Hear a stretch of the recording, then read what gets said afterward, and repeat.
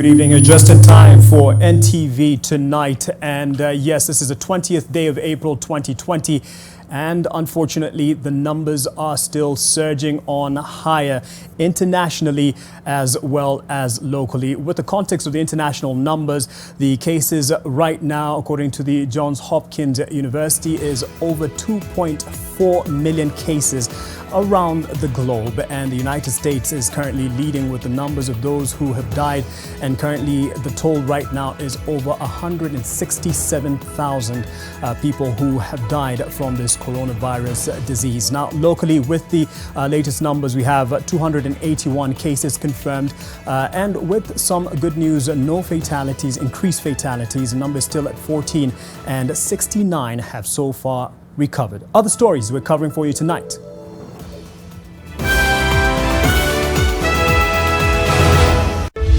Tonight, after the cameras went off, so did the government and politicians. Chowan landslide victims have been deserted and had to carry their kin's bodies after the retrieval by locals. Baada ya kupata miili tatu, polisi walikuwa wanapiga doria, wakafika wakakutana nazo, sasa ndio wakachukua. Ingalau tupate hata mtoto akiwa ameaka hata tumshike. Death toll rises. Also tonight, floods and landslides alert. Those people who are living on the lower part of Garissa, there will be a lot of water. Move to the higher ground, period. The risk in various parts of the country. Move or be moved, government warns. Also tonight, more people test positive for the coronavirus disease as medical facility is set apart for medical staff. A number of your residents have contacted the virus, and we have isolated them for treatment.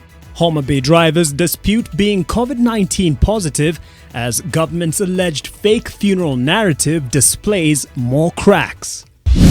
In curfew is different. And arrested and handled in disregard to COVID-19 avoidance regulations. Police are aiding the spread of the very disease they are to keep at bay. NTV Tonight with Mark Masai. Glad you could join us this evening on NTV Tonight. Flora Tieno is our sign language interpreter, and we start with what normally would be at the end of a newscast, and that is the weather forecast, and that is because there have been 12 people who have been killed owing to the landslides, recent landslides that have been in Chowan area, that is between West Pokot and Elgeyo Marakwet. And this story will be brought to you by Lois Wangoi, and that is why it is important to take heed what the Met Department is saying. They say when it rains, it pours, and the Met Department is warning just that. Really heavy rainfall is expected between now and May, which and will likely cause floods and landslides in many parts of the country. Interior Cabinet Secretary Fred Matiang'i has called on those living in landslide-prone areas to immediately move to safer grounds. Experts from the Kenya Meteorological Department briefed the chairperson of the National Development, Implementation and Communication Cabinet Committee, Fred Matiang'i, accompanied by 3 other ministers, on the impending heavy rains that will cause havoc in the country. According to Energy CS Charles Keter, all dams in the country are full and spilling over. A move that will cause floods, especially in lower parts of Garissa and Tana River. With a projection which our technical team are telling us, in the next 2 days, those people who are living on the lower part of Garissa, there will be a lot of water because it's not only from Kiambere. There is also heavy rain from Kitui, heavy rain from Meru, which join Tana River ahead of after Kiambere. As everybody seems to concentrate on the current COVID-19 crisis, floods, mudslides and other weather-related disasters are set to affect a number of counties.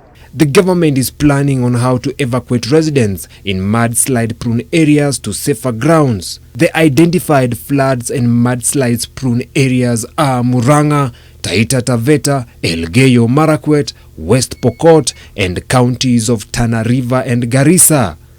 Besides that, areas around Lake Victoria, Nyando, and Kisumu will also be flooded. This is the long rain season, and the long rain season starts from March to May for most areas, except for the western and coastal regions.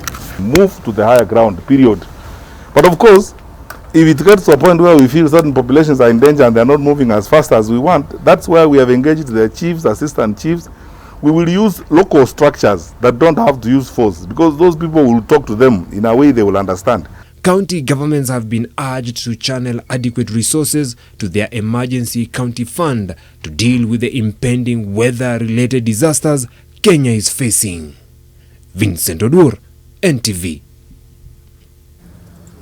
The landslide and floods hit the Chesogon area on Saturday night, and at that time, at least we were reporting yesterday that 4 people were killed and that there were 23 people who were missing. Well, the numbers have changed and the death toll has risen to 12, and it's still not clear how many are missing, and this is the last thing you would imagine those in Chesogon would need, or anywhere in the country, given what is happening with the COVID-19 measures and precautions. And as Lois Wangoi will be telling us in a bit, the residents there were left to their own devices without any government officials to help in retrieving the bodies of their loved ones, or even tracing those who may still be alive and could be rescued. We'll be getting that report in a moment. Now to another story, of course, as questions continue to come up about the circumstances under which a driver ferrying mourners is said to have tested positive for coronavirus in Homa Bay County. The health department insists that though the driver did not show any COVID-19 symptoms, he is positive and is in stable condition. Health CS Mutai Kagwe authoritatively said the driver was COVID-19 positive, but the area police boss now says the said driver has not even been tested. Bernardo Juan reports. As Homa Bay County surveillance teams continue to trace those who might have come into contact with a driver alleged to have tested for COVID-19, many questions have been raised about whether the county is telling the truth or not, with drivers' relatives poking holes into the county's official statement. Now, the county is on defense. The COVID-19 management and response team maintains that the report they gave was truthful and should not be doubted. The county also sought to clear the air on circumstances under which the said driver was picked up and exactly how many vehicles were impounded. We only found them with 1 vehicle. They came with 1 vehicle instead of 2 vehicles. And they were 12 in number. 6 adults and 4 children. These people are still in KMTC. We have not even tested them, including the driver, the gentleman who was telling yesterday in the TV. It is true we have not tested. Although the mourners involved have maintained that nothing about their journey was fake. So we are not leaving anything to chance. The driver is currently isolated at Malela Dispensary. Currently, a 26-year-old, he is okay. He had just a low-grade fever, but he's okay. He has no cough. He's not having any difficulty in breathing, but he's positive. And this is important to know that not all positive people will come with symptoms, but we have to isolate him because he can transmit the virus. And he will have to stay there. We support him. We give him supportive treatment until he will have turned negative twice. Well, according to Homa Bay County COVID-19 Management and Response Committee, surveillance has been intensified along all the county's entry point, but also they are urging officers manning all roadblocks coming to up countries to up their game. Bernard Ojuang, NTV. Just to be clear, there were 2 funerals and 2 separate groups and 2 drivers, and NTV has managed to speak or gotten word and direct word from and confirmation from both the drivers, and this is one of them who sent us this particular narrative on his experiences from his center of quarantine. And this particular one, who was ferrying a group of mourners from Nairobi to Homa Bay on the 14th of April, has spoken from his quarantine center there. And Kelvin Aura Odhiambo maintains that the funeral he was involved in was genuine, beg your pardon, although the government claims they were fake mourners. Health CS Mutai Kagwe has spoken of a driver testing positive, although Kelvin's samples were taken and expected out today. He wonders why, if positive, as officials have claimed, he is not receiving any treatment. Let's listen in. Wacha niende, juu mimi mwenyewe mwili yangu niko sawa, sina ugonjwa wote, sina joto, hakuna kitu na niuma. Paka leo hii venye naongea, leo ni siku ya 5. Hakuna ugonjwa wote uko kwa mwili yangu na mimi niko sawa, I am just healthy. Hapa tangu niletwe, hapa mahali niko mahali naitwa Malela. Hakuna medication yote nimepewa na naambiwa nimetestiwa COVID-19. Serious. This is a dangerous disease. Kama kweli niko nayo, kwa nini wasitreatiwi? Kama umetest mtu ukamwambia uko na malaria, unaanza kumpatia medication. I have been tested niko COVID-19 positive. So, natibiwa aje? Kutoka nikuja hapa sijapewa hata Panadol. Hata tu Panadol sijapewa. Serious. What is happening in this Kenya? Mtu unaekea ugonjwa yenye uelewi. Hiyo coffin wanatangaza, wanasema tulikuja na empty coffin. Wafuatilie hiyo mochari, tunasema waende hapo wajue hiyo coffin ilitoka Nairobi, ilikuja hii mochari, yes, ilitoa mwili na hii mwili ilienda area gani? Mtu management administration ya hiyo area wanajua na kwamba hiyo boma ilikuwa na matanga, yes, walizika. So let the reality be told. Mimi I'm not sick, niko sawa, hakuna mali naumwa. Wakenya wenzangu, tafadhali, watu sijui tunaelekea wapi. Kama ni biashara, mtu siafanye vizuri. Unachukua maisha ya mwenzako kuchezea kwa sababu ati COVID. That's the account of Kelvin Aura Odhiambo, one of the drivers who was ferrying mourners on the 14th of April. Now, there's another family, and that's of the driver who traveled from Nairobi to Homa Bay on Saturday, the 18th of April. And they've come forward to defend their kin, who was the driver vehicle transporting a group of mourners to bury their loved one. The driver has been in quarantine at the KMTC Center in Homa Bay County, with circulated reports of him as well testing positive for corona. However, the driver alleges that he has been tested today. Helen Aura reports on what appears to have the marks of cracks in the government's narrative, with questions being raised on the part of the Homa Bay County government. The governor of Homa Bay informed me this morning of a group of people who traveled from Nairobi in a private vehicle, pretending that they were attending a funeral, fully equipped with an empty coffin. The announcement that opened what is now appearing to be a Pandora's box. There were 2 vehicles which went into Homa Bay County for 2 different funerals on separate dates. One of them, which made entry on the 18th of April, was driven by Mike, not his real name. I can confirm that the driver is positive. While the CES did not specify which driver it is who has allegedly tested positive, his family says Mike is not positive, and if he was, then the government has loopholes in its treatment of the situation. Serikali zinipigia simu, mzee wangu yuko wapi? Amekuwa quarantine, why? Mike, who is in quarantine at KMTC Homa Bay County, has also rubbished claims that he has tested positive, and further revealed that he and others at the facility were all tested today by health officials and are waiting their results. His family questions some of the dynamics of the whole matter, claiming that they had all relevant documentation, as well as dismissing the empty coffin narrative. Coffin tulinunua kule Homa Bay County, maeneo ya Hughes Town. Ndio tukaweza kusafirisha kule Simbiri mochari. Mike was driving Toyota Noah KCD 290F on the 18th of April. He spoke to NTV on phone and alleges that at every stop along the journey from Nairobi to Homa Bay, they showed their documents to the police, had their temperatures measured and were allowed to proceed.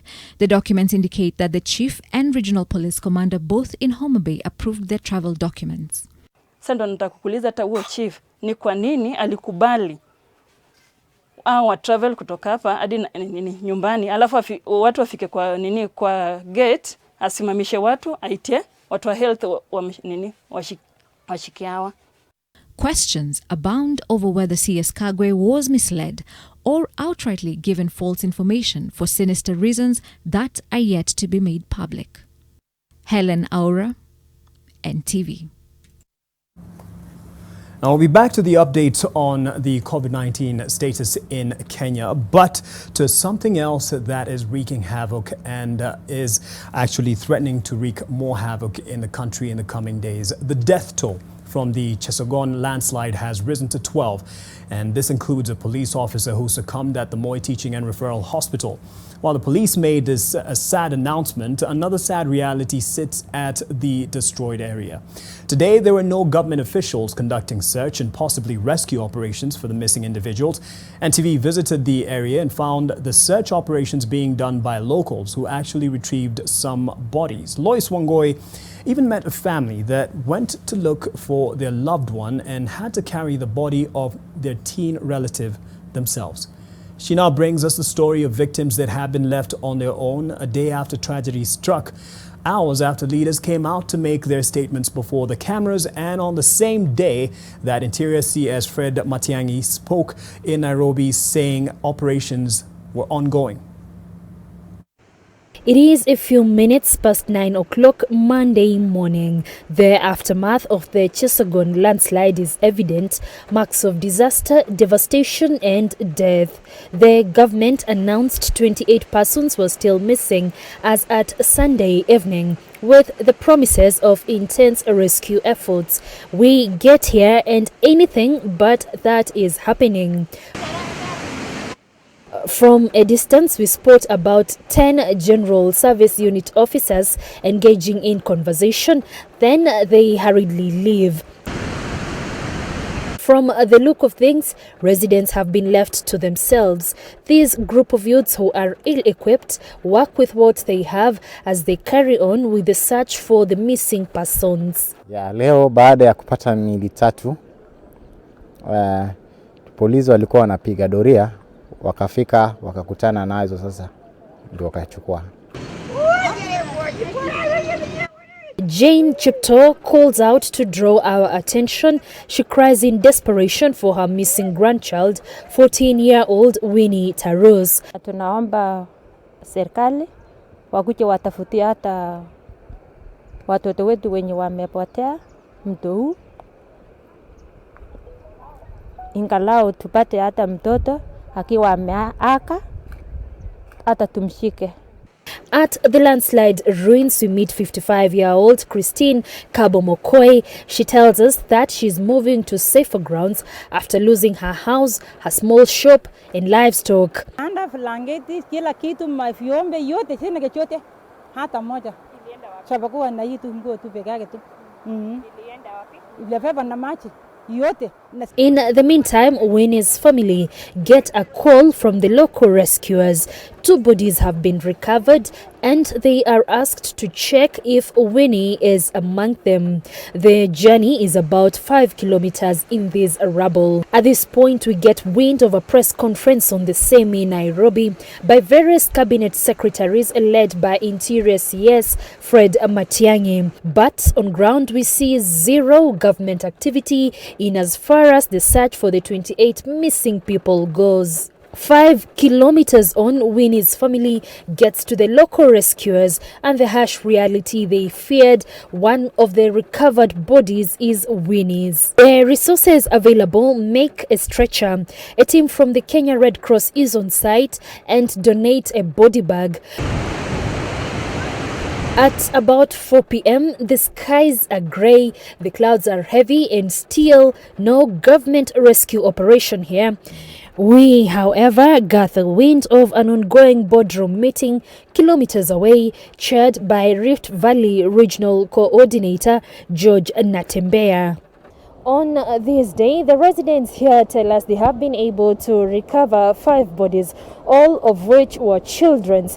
This as they continue to come into terms with the deadly landslide here at Chesongoch.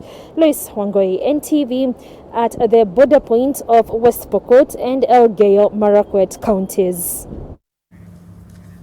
We'll be getting more updates from Lois Wangoi and our team that is covering that tragedy that is in Chesogon, in Elgeyo Marakwet, between Elgeyo Marakwet and the area there that is, of course, expected to have more cases if whatever we're going by now, the number 12 of death toll is anything to go by. Now, the government has moved to further secure the welfare of health workers in the country as they serve in the front line in the battle against the coronavirus disease. Any medics who get infected with COVID-19 will be treated at a special treatment unit at the Kenyatta National Hospital and will also not pay a single cent.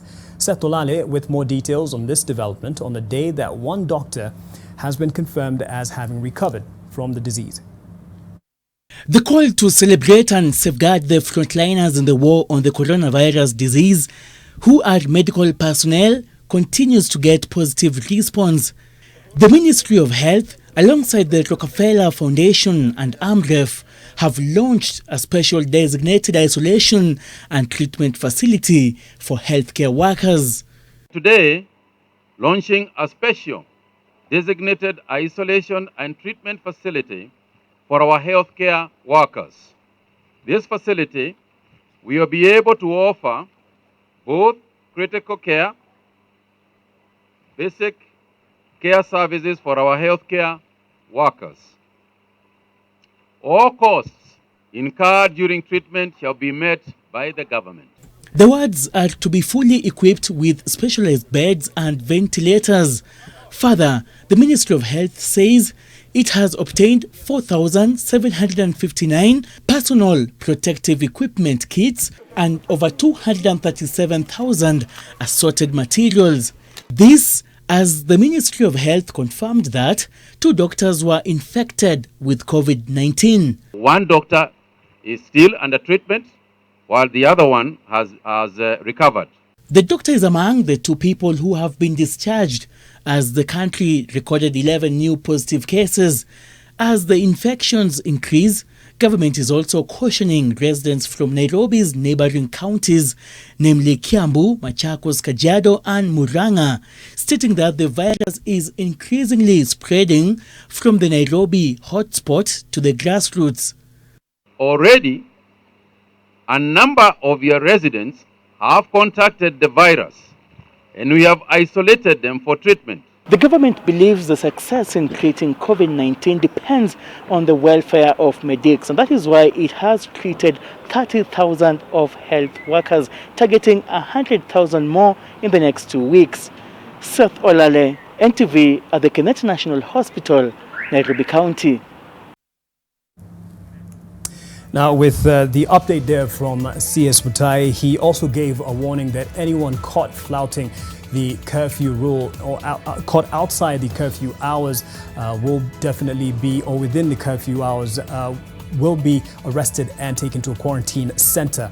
And with this particular story, we have had those who are now victims of police officers who would want to extort them. Now, Olive Burrows is working on that particular story with the account of 2 different people who are now in quarantine centers and were outside of the curfew hours on definite good reasons, genuine reasons, given what they have told us. And we'll be having that story after we come back from the break. And we'll be showing you something about appreciating those who are in the front line. Seth Olale has just given us a story there about the efforts by the government to protect the health workers. Now, one of the efforts by the media practitioners and others in the medical fraternity is to just appreciate them. So tomorrow we'll be launching a hashtag Sasita campaign, and basically that going by the name at 12 midday. We will be stopping everything we'll be doing, even on air, and just have a moment of appreciating and applause to those who are in the front line. And it could be those who are in the medical fraternity or in the healthcare profession, or even those who are providing security for you and I, or even making sure the people are fed at this time. We'll be showing you a bit more about that and what the KDF is doing as well to appreciate those in the front line and providing essential services. With 22 minutes past the hour, we take our first break here. Stay with us.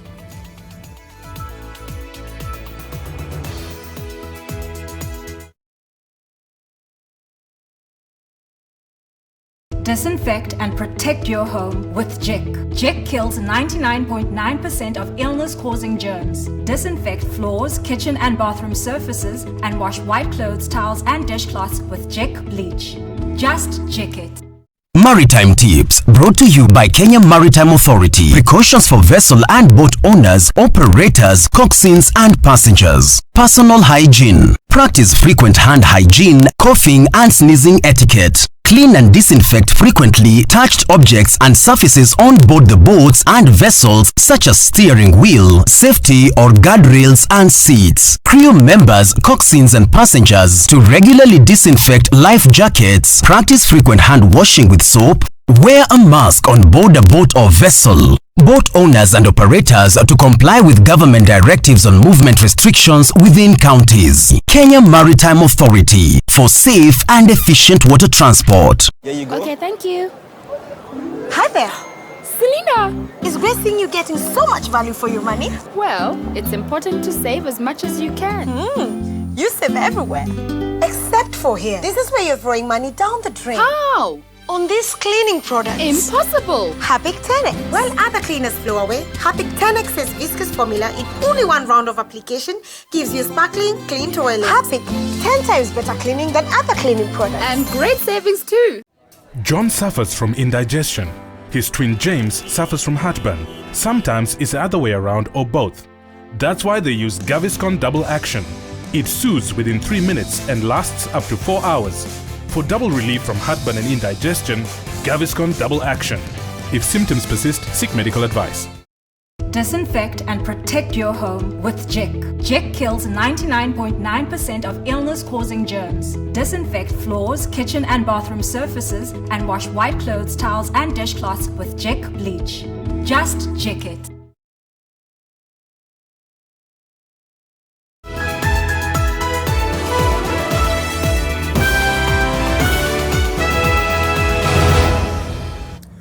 Welcome back to NTV Tonight. Now, from today's update on the COVID-19 cases, County 001 had the highest number, with Mombasa's case now above the 50 mark. The spread of the pandemic is infiltrating deep into every area among the Nyali, Kisauni and Mvita constituencies. Kevin Mutai has more. Since the outbreak of the coronavirus pandemic, Kilifi County reported the highest number of infected persons within the coastal strip. But now, Mombasa, which comes second nationwide after Nairobi, has reported over 50 cases of COVID-19, with the majority of those infected with the deadly disease being people who had no history of travel outside the country. 7 are Kenyans from Mombasa. And in that Mombasa area, we have got quite a few. I think 3 are from Bondeni in the old town in Mombasa. We have a few also from other areas, Miritini. I think we have a case from Miritini. And a couple of other areas within Mombasa town itself. Yesterday, the Ministry of Health confirmed that the deadly disease is almost making its way to most areas within the county, with Nyali leading with the number of people infected with the disease. The rise in numbers has been attributed to the disregard residents have towards the guidelines in place to keep the virus at bay. Naona mimi kimaoni yangu pengine hata ni zaidi ya hiyo 7. Hatujapata tu ile ukweli, wengine wanajificha, wengine ni hivi. So tukipata ile zile mashini zilizoletwa county ili iweze kupima watu kwa wingi, pia tutajua ukweli zaidi. Usafi umezoroteka sana. Mazingira yetu ni mabaya na ni lazima tuhakikishe kuwa mazingira yetu yamechukuliwa umuhimu unaofaa. It is something in your neighborhood. It is something that is being carried by a brother, a sister. It is something that is within a friend that you have, and therefore it is just to emphasize the need for social distancing. Mass screening for the virus entered day 2 at the port of Mombasa, covering the county's medical staff stationed at the port, staff at the dock workers union offices, employees at the headquarters, as well as those at the container terminal operations were tested. Mass testing exercise failed to kick off in Kilifi due to lack of required equipment for the exercise. Kevin Mutai, NTV, Mombasa. 39 women will spend the next 14 days in quarantine at the Kenya Medical Training College after being arrested at their friend's wedding party at Nasra Estate in Komarok, Nairobi. The women were arrested on Sunday night at a house where they had crowded in, contravening the directive against public gatherings. Rose Wangoi has more. At Nasra Estate in Komarok within Nairobi, a wedding celebration was underway. This is despite government directive of banning public gatherings and social events to avert the spread of COVID-19. Police officers said they were tipped off by members of the public that 39 women had congregated at the wedding party on Sunday. The women, though adorned in face masks, gathered in a room against the social distancing rule. By evening, the party was still ongoing by the time the police officers arrived. 3 women attempted to escape the police by climbing into the ceiling but were cornered and arrested. Nevertheless, the women admitted that they had committed an offense. Tunajua hakuna harusi inakubaliwa watu chache. Hata kama tumeshikwa tungebelekwa station. Sisi tunakubali makosa yetu. Hatujakataa. Tunaona makosa.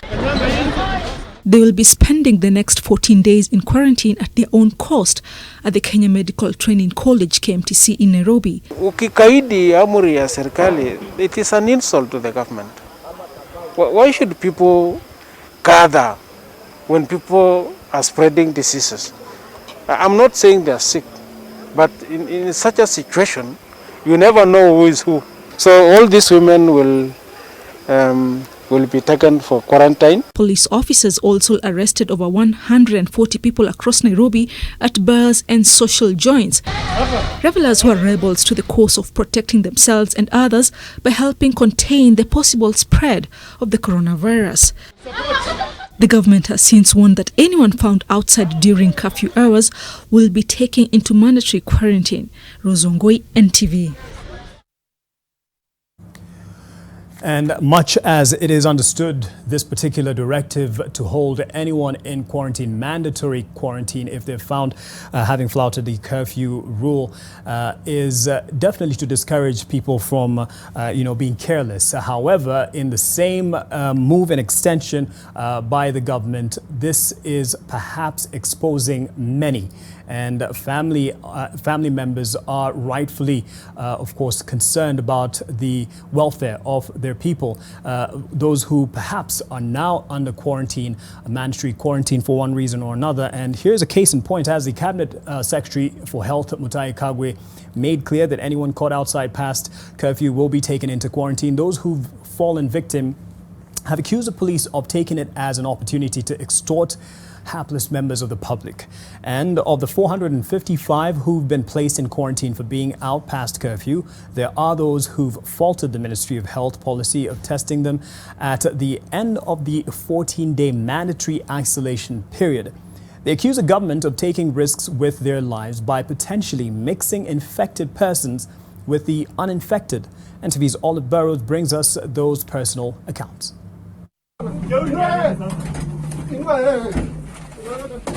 This is how Coco, a singer-songwriter, says he was handled by police, claiming to be enforcing the 7 p.m. to 5 a.m. curfew. Not surprising, perhaps, for those who found themselves in the back of a police Land Cruiser or municipal pickup truck. But in the time of COVID-19 and by a government preaching the gospel of social distancing, it raises serious concerns. especially taking into account Coco's insistence that it was not yet 7 p.m. He was eventually charged with resisting arrest. Like Coco, another performer, Eko Dida, an award-winning gospel artist, also found himself uncomfortably close to his fellow citizens on being arrested for being outside past curfew on Saturday night. He claims that he left home under extenuating circumstances as he was trying to get medication for his ailing wife when he experienced car trouble. Nonetheless, he found himself at the Kilimani police station, where he says there was no regard for social distancing at the detention center. He now finds himself in another detention facility for the next 14 days by way of quarantine. His wife Sylvia views his being held in quarantine as punishment for her having been discovered recording the police at the Kilimani police station when she went to secure Eko Dida's release. Ningetaka kujua yo curfew rule. Ukipatikana na umepatikana violate, you get arrested and then you pay bail. Yes. For 5,000. Na hiyo, that's it. Ama kuna pesa ingine tena? Si kama gari yako ilitolewa, you pay the breakdown. But the Health Cabinet Secretary, Mutahi Kagwe, said it would be the new normal moving forward. But Sylvia still holds that had she not insisted on a receipt on parting with her 5,000 shillings in cash bail, her husband would be home with her and the 2 children instead of at the Kenya Medical Training College. When we called Kilimani OCPD Lucas Ogara to establish if there are measures in place to ensure social distancing in the handling of suspects and to ask why his officers insisted on cash instead of an M-Pesa payment by Sylvia's account, he hung up the phone. Police spokesman Charles Owino, however, exhorted officers to use their common sense when enforcing the curfew, especially where sick persons are involved and are seeking out treatment, but he did acknowledge that some officers can be very, very unreasonable. He also encouraged those who claim to have been extorted by officers under the guise of enforcing the curfew to register their complaints with the Internal Affairs or Independent Policing Oversight Authority, stating that we must take every complaint seriously. Resigned to his fate in quarantine, Eko Dida has asked that they at the very least be supplied with masks and that the government take into consideration the financial constraints that many face when demanding 28,000 shillings as a cost for accommodation. Olive Barrows, NTV. Well, it's definitely a thumbs down for the police officers who are extorting people in the name of keeping the curfew, but appreciation to the policemen and women who are actually helping, because if you have encountered, there are many who have encountered some good service from the police officers, so it's not all of them that are bad. And speaking of those who are being appreciated for being in the front line, media professionals would like to join in the appreciation of those in that particular war against COVID-19. Starting tomorrow, the media fraternity across the country will pause activities, whether on air or not, to applaud the essential service providers, including health care workers, security personnel, journalists, and many more. And you can also join in the hashtag Sasita campaign to celebrate those you will have been or feel have been essential, providing essential services and in the fight against COVID-19. You may have seen this picture today. The Kenya Defence Forces today rehearsed what will be their version of celebrating those in the front line. The flag there reads, "God bless medics," and another reads, "Stay at home," around Nairobi metropolitan area where this helicopter will be hovering. You will be able to see it tomorrow, and if you are of course a resident and can even take a picture and post it in celebration of the same, remember to set your alarm for 11:55 a.m. tomorrow so that you can stop what you are doing and just applaud for a minute in appreciation. That's probably my version of a rehearsal. Doesn't sound all that good. It's just because I'm about to take a break. I'll be doing it at midday tomorrow. Join us, will you? I'm sure you have many people you want to appreciate. Stay with NTV tonight.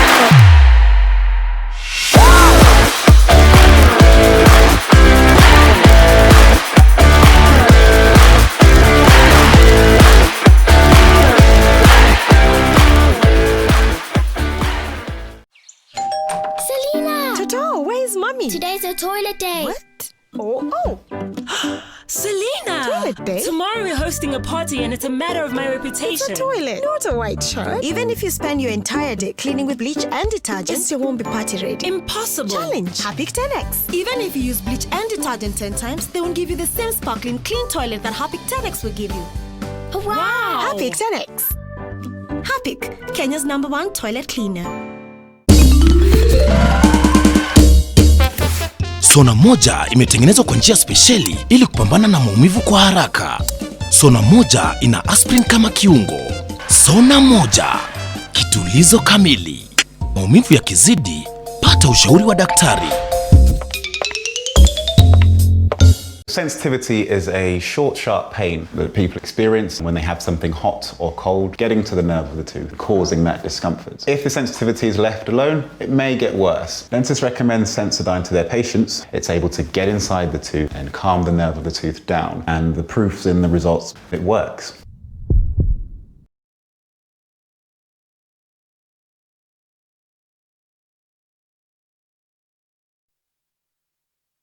NTV Business News in association with KCB Internet Banking. Welcome back. Time for the business, and of course some losses here, in fact many losses that have been experienced across the corporate world. The board of directors of the Nation Media Group has proposed a bonus share, however, issue of 1 share for every 10 held to shareholders on the register as at the close of business on the 12th of June 2020. In fact, some of my colleagues here have just stood to hear that news because they're shareholders. However, the move is subject to approval by the Capital Markets Authority, the Nairobi Securities Exchange, and shareholders of the company. Alex Mwangi has that report. The Nation Media Group has registered a 23.4% decline in net profitability to 856 million shillings for 2019, attributed to a challenging economic environment. The performance of traditional media platforms was further affected by higher prices of newsprint, its main production input. The adverse impact of the market environment on the group's overall performance was substantially mitigated by reduced operating costs. Turnover during the 12-month period declined by 6.3% to 9.1 billion shillings. The company's assets appreciated by 8% to 12.1 billion shillings. In light of the need to invest in digital media and explore new revenue streams, the directors of the company do not recommend a final dividend, meaning that the interim dividend of 1 shilling and 50 cents per share paid on 30th September 2019 will be deemed as the final dividend for the year. Due to the prevailing restrictions on mass gatherings, arrangements regarding the annual general meeting will be communicated to shareholders at a later date. Subject to approval by the regulatory authorities and shareholders, a bonus share issue of 1 share for every 10 held will take place. The bonus share issue will apply to the shareholders on the register of members at the close of business on 12th June 2020. The outbreak of the COVID-19 pandemic presents an unprecedented risk to the global economy in 2020 and possibly beyond. The group is keen to leverage on the broad expertise across its various platforms to capture the opportunities presented in the rapidly growing digital media sector. Alex Mwangi, NTV. Following numerous inquiries received by the Capital Markets Authority regarding the licensing status of the Saiton Investment Group, the CMA wishes to clarify that the only licensed entity is Saiton Asset Management Limited, which is licensed as a fund manager and a real estate investment trust manager. The funds managed by the entity under the approved collective investment schemes are Saiton Money Market Fund, Saiton Balanced Fund, Saiton Equity Fund, Saiton Africa Financial Services Fund, Saiton Money Market Fund, which is denominated in US dollars, and Saiton High Yield Fund. Investors are therefore advised to check correctly the names of the licensed and approved entities to prevent any form of illegal trading. The clarification comes as the CMA says it has noted that some of the unlicensed and unapproved entities are pitching investment opportunities as if they are licensed.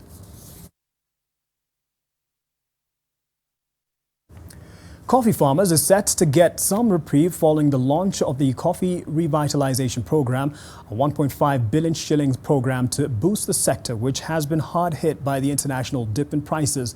The government program, through the World Bank sponsorship, will kick off its first phase in 8 counties. Lillian Kiare has more. The 8 counties in which the Coffee Revitalization Program will be launched account for 70% of the country's coffee output. They are Kiambu, Machakos, Murang'a, Nyeri, Kirinyaga, Embu, Tharaka Nithi and Meru. For this particular project, there is no money. Nobody will be given direct money. It is support through inputs, and the inputs will be subsidized so that they are not too expensive for the farmer, to support the farmer recommitted to coffee farming. 60% of the funding is geared towards the automation of coffee processing in various cooperatives at the grassroots and the purchase of modern equipment. The rest of the funds will be distributed towards the subsidization of the purchase of fertilizer and assistance to farmers in tending to the crop. We will have a separate discussion on how to deal with the coffee debt, the historical coffee debt in the areas where they were not written off. The Ministry of Agriculture has written to the Director of Public Health to allow coffee trading auctions at the Nairobi Coffee Exchange, NCE, to be reopened. Traders were last week forced to contend with online auction of coffee to offload stocks that had been offered for sale before it was shut by the government as a measure to combat COVID-19. NCE says the digital system that is currently being used is not tailor-made for online trading and has a number of loopholes that may affect prices. At last week's trading, a 50-kilogram bag of coffee fetched 16,274 shillings, down from 20,000 shillings that was registered at the last trading before the auction was ordered to close. Farmers now hope that the benefit of the 1.5 billion shilling program will trickle down sooner than later and that bureaucracy will not delay the timely assistance from the World Bank. The government support is set to ensure farmers have direct access to markets, eliminating cartels who have for years been eating into farmers' margins. Lillian Kiarie, NTV. Naivas Supermarket has bucked the contractionary trend of numerous companies during the COVID-19 pandemic by opening a new branch in Kilimani.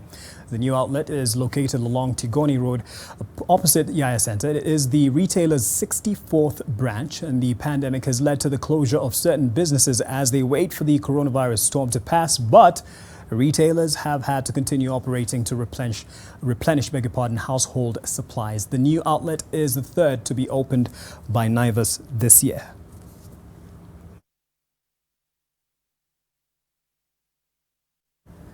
It is now emerging that the COVID-19 pandemic could have given some airlines a deadly body blow, even as African carriers continue to soak in the damage to business brought about by the coronavirus. South African Airways plans to lay off all its employees. This comes on the back of failure to secure further funding from the government. The airline is offering severance packages to all its 4,700 staff members. It has been operating in the red, and previous bailouts have failed to guide it to a path devoid of financial turbulence. If no other mechanism to salvage the airline comes through, it will mean the end of the 86-year-old state-owned airline.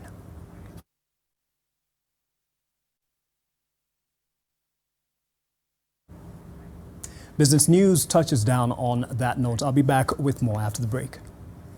NTV Business News in association with KCB Internet Banking. We can always talk about your account online whenever you like. Register at your nearest branch for KCB Internet Banking today.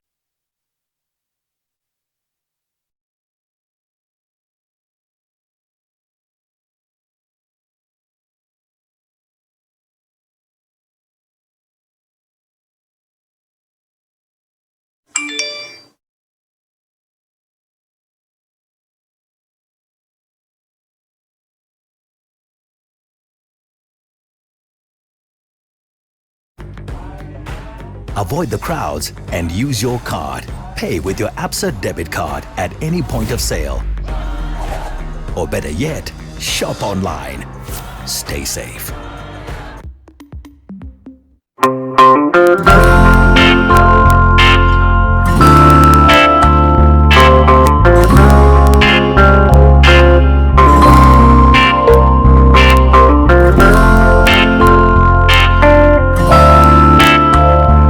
Discovered the world-famous Molfix and saw the difference. Let's see how absorbent Molfix is. Molfix, thanks to its ultra-absorbent particles, can keep more liquid than the other diaper brand, so you can use it comfortably all day long. All babies deserve a high-quality diaper. You should also try Molfix.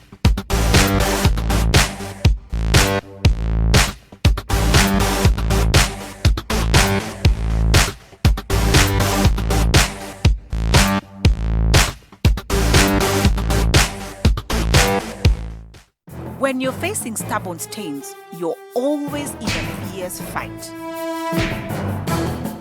Clean Soft kicks out stains kimateki.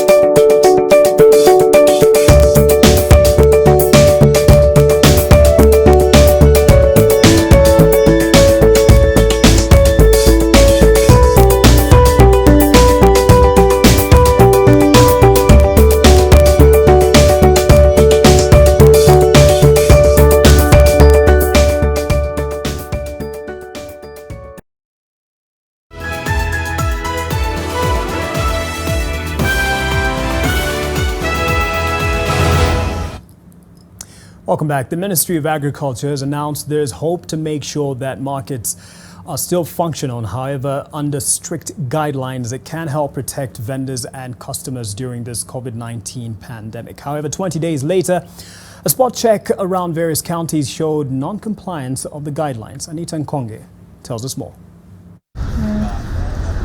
The massive disruption of normalcy the COVID-19 has had on Kenya and its economy is no secret. Many are still trying to adapt to the various measures. However, as the Ministry of Health continues to urge citizens to follow the strict guidelines on prevention and containment of the virus, it would seem that some markets across the country are still flouting guidelines. Late last month, Agriculture Minister Peter Munya announced guidelines that would help ensure markets remained open, but still took necessary precautionary measures. Some of the guidelines include observing distancing between people and providing basic hygiene essentials for hand washing. Kenyatta Market has begun implementing strict guidelines. Anyone entering the premises must wash their hands at one of the market's 15 sinks. Observing social distancing when walking through the premises is also a requirement. However, in Kitui town today, it was business as usual as hundreds of people, including buyers and sellers, ignored COVID-19 precautions. This is despite the fact that last month, the county government ordered the closure of all markets until further notice. But that ban has been ignored. Overcrowding was evident, a lack of social distancing, and even some people avoiding the mandatory face masks. Tunakulaga kwa hii soko na sasa tuko na muda mgumu sana kutafutia familia. Wakati tunatafutia familia, hatuoni maisha ikiendelea kwa sababu utaniforce mimi nikaibe nikiwa natafuta sokoni. In Mombasa, it was no better. Na sheria hata moja tumeelezewa. Sisi hata ukija asubuhi hapa utashangaa. Msongamano ni mwingi. Hakuna hata nafasi ya kupita. Hata tujapatiwa notice yoyote na serikali ya agriculture. Serikali ya health ndio inatupatia information za COVID-19. Sanitizer tuona tu hizi matank za maji hizi matank za maji. Hata ziko empty. Anita Nkonge, NTV. Here's something to look forward to in your paper. In a callous and cold-hearted decision, the Ministry of Foreign Affairs has announced that Kenyans stranded in China and other foreign countries will be brought back home. You'd almost, cheer at that, only if they meet the cost of their trips, and that's the catch. Abandoned by their own country, stranded Kenyans have resorted to begging for donations to raise their fare.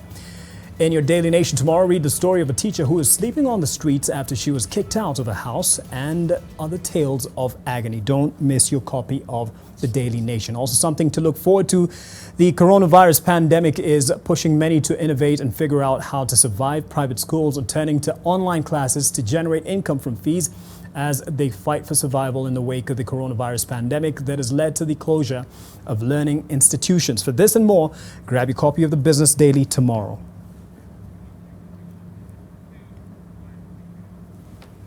And on that note, I take another break. Sports news, the business of sports is up next. That's what I meant to say.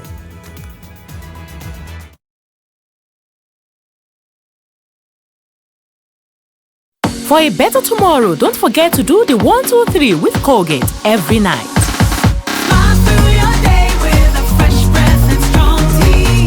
Have you shared your bongo points with someone who needs them?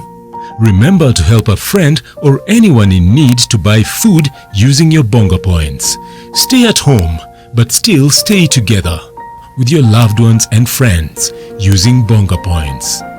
Share your story or video of how you've helped a fellow Kenyan to our FB page NTV Kenya, Twitter page at NTV Kenya, Instagram at NTV Kenya, SMS 20686 or our WhatsApp number 0745 925 002.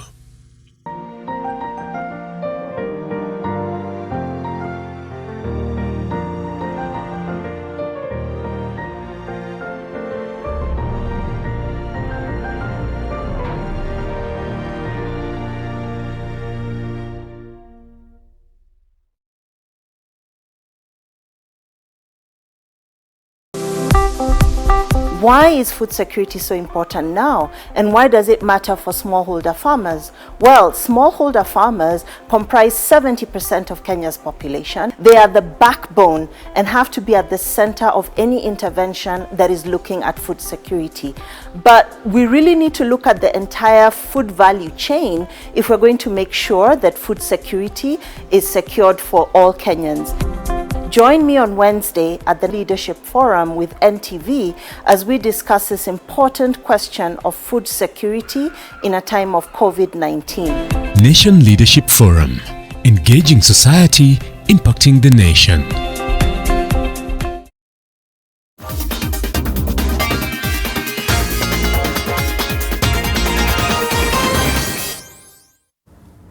Let's play. The national volleyball team captain Mercy Moyim has called on the Kenyan government to extend sports the same support it has given to other sectors as a result of the coronavirus pandemic. The President Uhuru Kenyatta directed the Ministry of Sports, Culture and Heritage to direct 100 million shillings from the sports fund to cushion local artists from effects of COVID-19, while ironically leaving out the sports industry, which is one of the hardest hit. Kuna players wale wako national team na wako place hawana contract, so mimi ningeomba tu the government wasaidie, kwa sababu mtu volleyball ndio life yake yote, na saizi vile kila kitu imesimama, ana mbele ana wala nyuma, na ndakana alipa hao, ndakana food, wengine wako na family. So mimi ningeomba government na Olympic Committee waingilie kati, wasaidie volleyball swala hawana contract. The sports people, mimi nataka tu hivi tukue tu kitu kimoja.